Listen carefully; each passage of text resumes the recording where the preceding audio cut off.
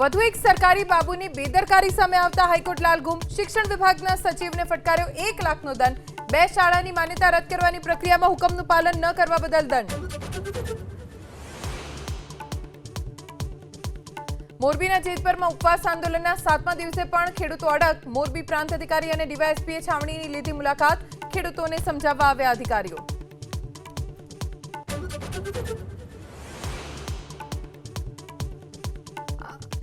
દ્વારકા એસઓજીએ આંતરરાષ્ટ્રીય દવા સપ્લાયના રેકેટનો કર્યો પર્દાફાશ ખોટું બિલ બનાવી દવાનો જથ્થો દરિયાઈ માર્ગે મોકલતા 80,77,000થી વધુનો જથ્થો એસઓજીએ કર્યો જપ્ત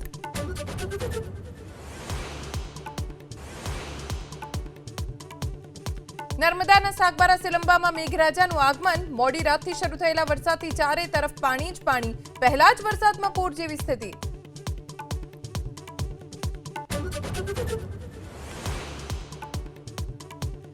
રાજ્યમાં 28-29 જૂને વરસાદની હવામાન નિષ્ણાત અંબાલાલ પટેલની આગાહી દક્ષિણ ગુજરાત અને સૌરાષ્ટ્રમાં ભારેથી અતિભારે વરસાદનું અનુમાન અમદાવાદ ગાંધીનગરમાં પણ વરસાદની શક્યતા